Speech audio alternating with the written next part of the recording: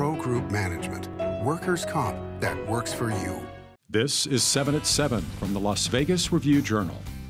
Good evening, I'm Jen Ah. Thanks for joining us on 7 at 7. Starting off with business, sponsored by Bank of Nevada, Bank on Accountability. Southern Nevada's next big casino project, called OVG, has named the executive team that will drive development forward.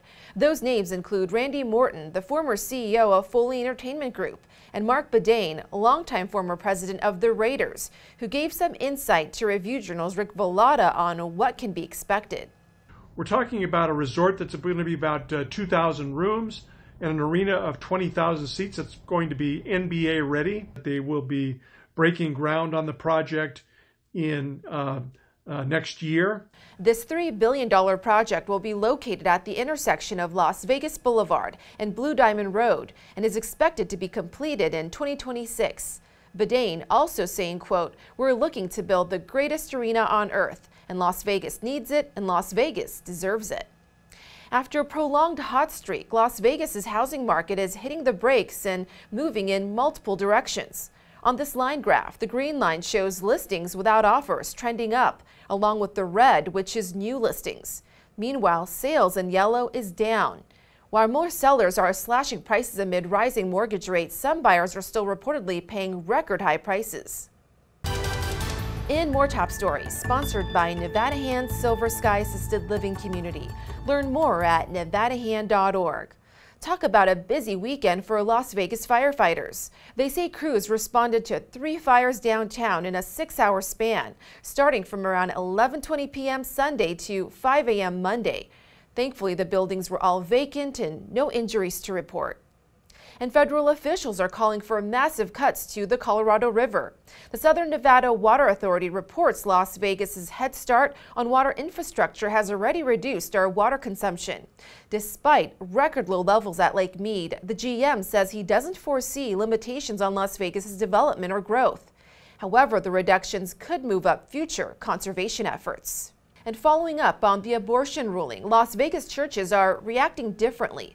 Hope Church was filled with cheers, the pastor saying, "Praise God for the crucial step we saw taken Friday to protect the lives of the unborn." Meanwhile, Christ Church Episcopal was critical of the ruling during Sunday's sermon, calling it a real punch in the gut. On Friday, the U.S. Supreme Court effectively overturned Roe v. Wade, which will not affect Nevada because state voters in 1990 codified a statute allowing abortions in Nevada within the first 24 weeks of pregnancy. And Las Vegas-based Miracle Flight celebrated its 150,000th flight on Saturday. The organization provides free air travel to those in need of life-changing medical care not found in their communities. Brothers Watson and Beckham reunited with their family as part of the celebration. In Lifestyle, sponsored by Visit Laughlin, an easygoing getaway filled with good food, good people, and good times on the river.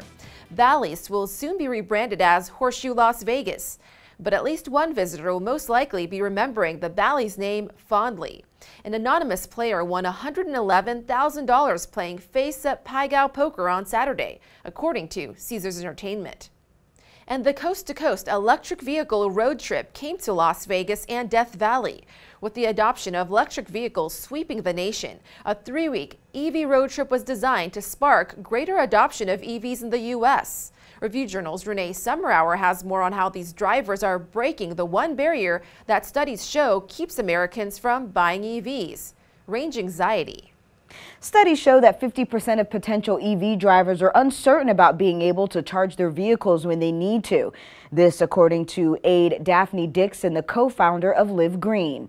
On Wednesday, the EV road trip headed to their last national park stop at Death Valley, and having charging stations nearby is critical to their road trip. Before they headed out to the desert, they stopped in Las Vegas at one of their many EV charging stations right on the Strip at the Forum Shops at Caesars Palace. So in the last few years, so much infrastructure has been developed. There's charging stations now in many places that weren't before. And we just want to demonstrate, we want to show to the world that you can go from coast to coast without a problem. The road trip is a 3-week, nearly 5,000-mile journey that stretches from Fairfield, Connecticut to Sacramento, California. At every step of the way, the trip is showcasing the ample and growing network of charging stations and the durable power of EVs. In weather, sponsored by Star Nursery, your garden's partner for every blooming thing. Get ready for another sweltering night. Temps are still in the hundreds, should get down to the 90s in a few hours, then 80s overnight. On Tuesday, time to crank up the AC. We're seeing a high of 109 degrees along with winds around 15 miles per hour, so it may feel like you're walking through a hot blow dryer outside. Similar conditions on Wednesday and beyond, with the temps only going down slightly and gusts picking up to around 20 miles per hour. Sports brought to you by Station Casino's STN Sports. Download the app today.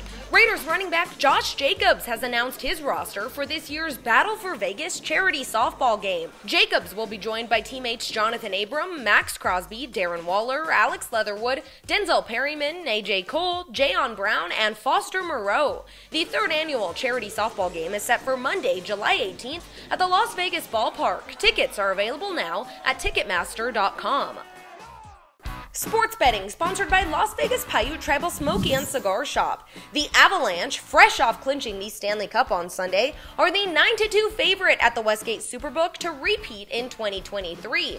The Maple Leafs, who haven't won a playoff series in 18 years, are the second choice at 8-1, followed by the Lightning and Panthers at 10-1. The Hurricanes are listed at 14-1, while the Golden Knights, Wild, and Oilers are all 16-1. In Health, sponsored by Boulder City Hospital.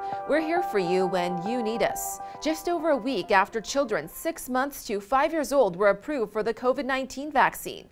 Local families say this has been a long time coming. I mean, we've been waiting for 2.5 years now. It's very excited. I left work early to come and bring them, and we're very happy, very relieved. Southern Nevada Health District is offering the Pfizer vaccine at several of its clinics around the valley. The Health District is also offering Moderna at its Health Center clinic on South Decatur Boulevard. In entertainment, just 60 days after the grand reopening of the Palms, some new amenities have visitors stopping by, including the Serrano Vista Cafe. It's an all-day spot for breakfast, lunch, and dinner.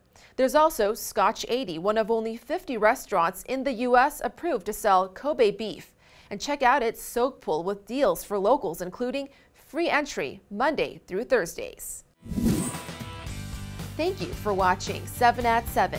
If you have a Roku device, just search Review Journal to download our channel. Watch Las Vegas breaking news streaming live on your OTT device. We'll see you tomorrow for more 7 at 7. Review Journal Studio, sponsored by Adam Kuttner. Get the maximum settlement as quickly as possible. This 7 at 7 update, sponsored by Pro Group Management. You're watching 7 at 7 from the Las Vegas Review Journal.